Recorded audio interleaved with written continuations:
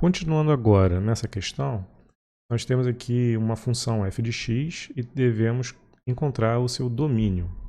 Aqui nós temos dois tipos de restrição. Um, em que esse polinômio tem que ser maior do que ou igual a zero, né, porque é uma raiz. E esse denominador tem que ser diferente de zero. Tá?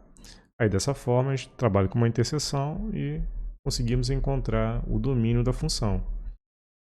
Começando com a raiz, eu tenho que x ao quadrado mais x menos 2 tem que ser maior ou igual a zero. Isso aqui, como é um polinômio do segundo grau, eu posso trabalhar com parábolas, né?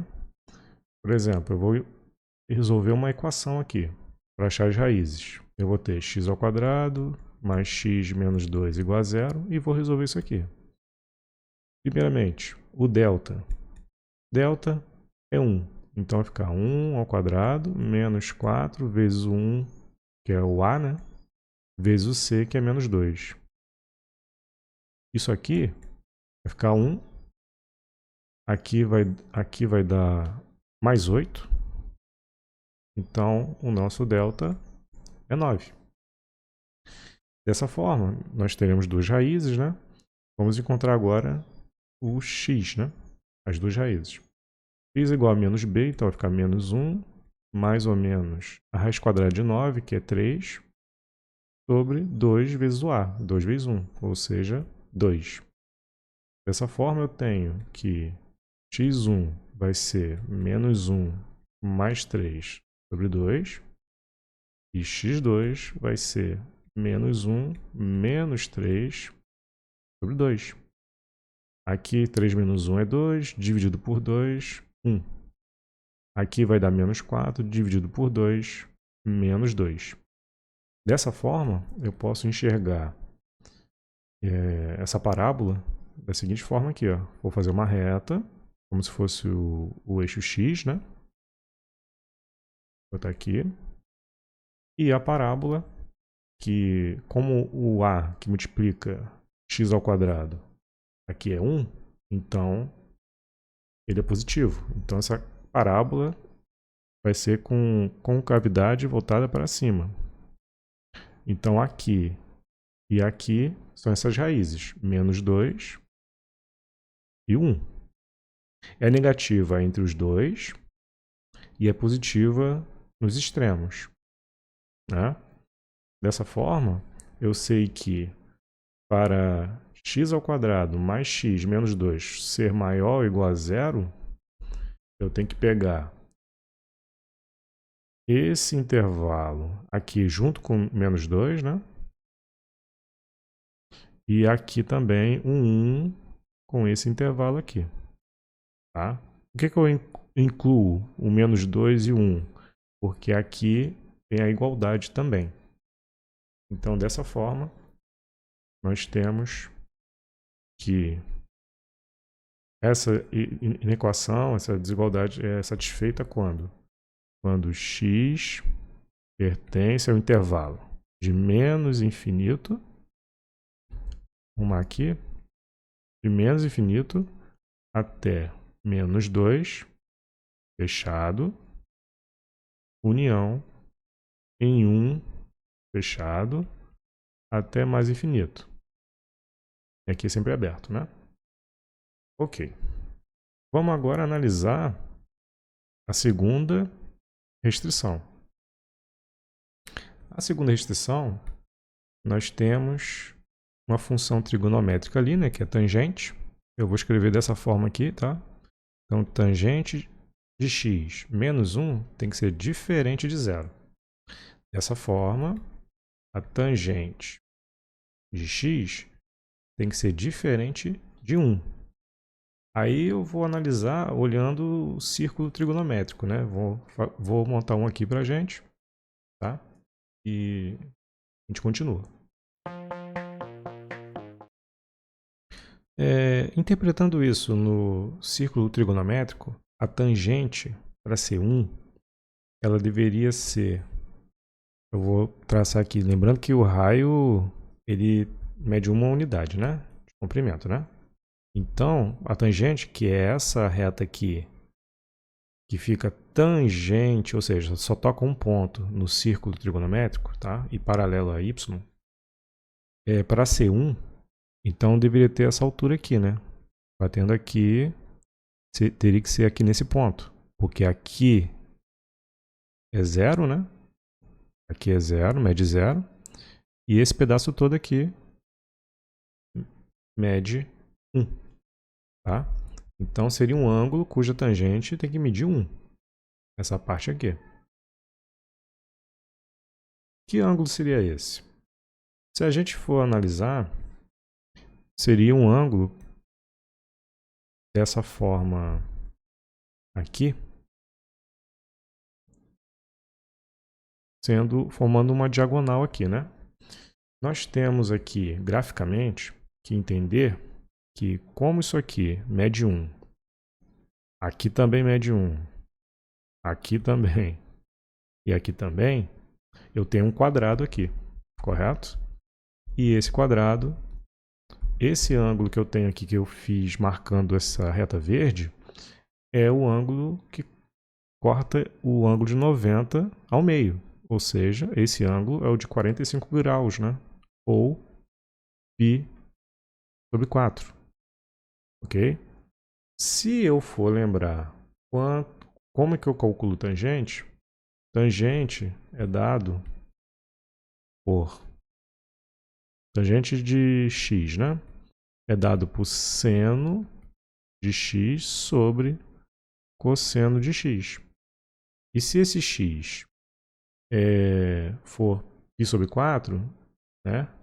Aqui, eu teria seno de π sobre 4 igual a raiz quadrada de 2 sobre 2, como o cosseno também é a mesma coisa. Ou seja, aqui vai dar 1.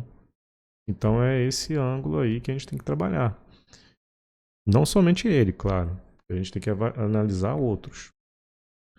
Sempre tem que ter esse cuidado aqui, né? Porque uma coisa que a gente pode notar é que, diferente da D, aqui não está falando que o x pertence assim, a 0 a 2π, né? Não está falando nada disso.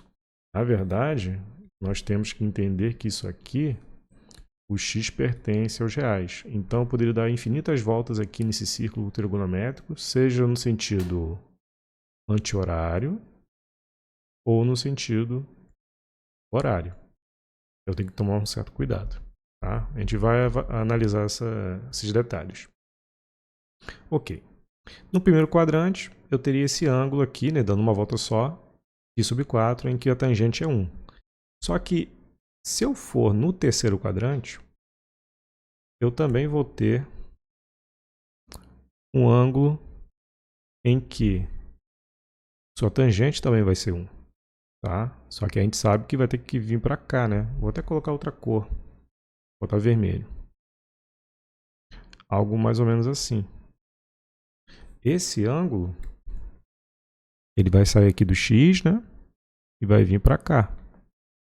Aí eu tenho que prolongar essa reta vermelha de tal forma que ela bateria, né? Tocaria aqui a reta tangente, tá? Tocaria aqui no mesmo ponto. Então eu tenho dois ângulos numa volta só. π sobre 4 e mais esse ângulo vermelho aqui. Quem é esse ângulo vermelho? Se eu pensar em fatias, já que aqui é π sobre 4, né? Eu teria quantas fatias para chegar nesse ângulo aqui com esse segmento vermelho? Eu teria uma, duas, né? Ou seja, duas de 45 graus, né? Aqui, como é 90, eu teria então 4, né? Mais esse aqui, 5. Eu tenho 5 fatias, então, de 45 graus. Então, eu escrevo aqui. 5 π sobre 4. Ok? São essas duas aqui. Como que eu posso generalizar isso? Tá? Esses dois ângulos, vocês podem ver que eles formam uma mesma reta, né? Essa reta aqui. O que eu posso fazer? Para generalizar é pegar esse π sobre 4 para eu chegar do π sobre 4 chegar no 5π sobre 4, eu dou o quê? Meia volta no círculo. Aí parei aqui. Para que eu possa vir para cá, eu tenho que dar mais meia volta aqui nesse círculo. E sempre vai sendo assim, né? Depois eu tenho que sair daqui para vir para o outro ponto, eu tenho que dar mais meia volta. E sempre vai ser meia volta. Para ir de um ponto ao outro. Eu tenho que tentar padronizar esse, digamos, movimento, tá? De um ponto para o outro. De um ângulo que é π sobre 4 para outro ângulo que é 5π sobre 4. Como que eu posso fazer isso? Como é que eu represento essa meia volta? Seria da seguinte maneira. π sobre 4 mais meia volta. Eu vou botar aqui bem didático para todo mundo tentar entender, tá? Meia volta. Eu sei que meia volta é a mesma coisa que π, né? Porque uma volta completa seria 2π, ok? Meia volta, 180 graus, é π. Então seria π sobre 4 mais π. Só que não é apenas um π. Pode ser infinitas meias voltas, né? Eu posso dar meias voltas quantas vezes eu quiser. Eu tenho que tentar generalizar isso. Para generalizar, para dar uma quantidade de meias voltas, eu tenho que colocar um k, uma variável, digamos assim. Tá? E esse k tem que ser algo como se fosse 1, né? Porque eu teria 1π, ou seja, uma meia volta.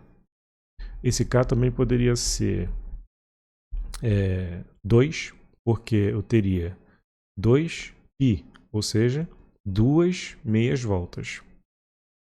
Ou esse k poderia ser, sei lá, um número negativo, menos 5, porque aí seria no sentido horário, né? Então eu teria menos 5π, ou seja, eu teria menos 5 meias voltas, ok?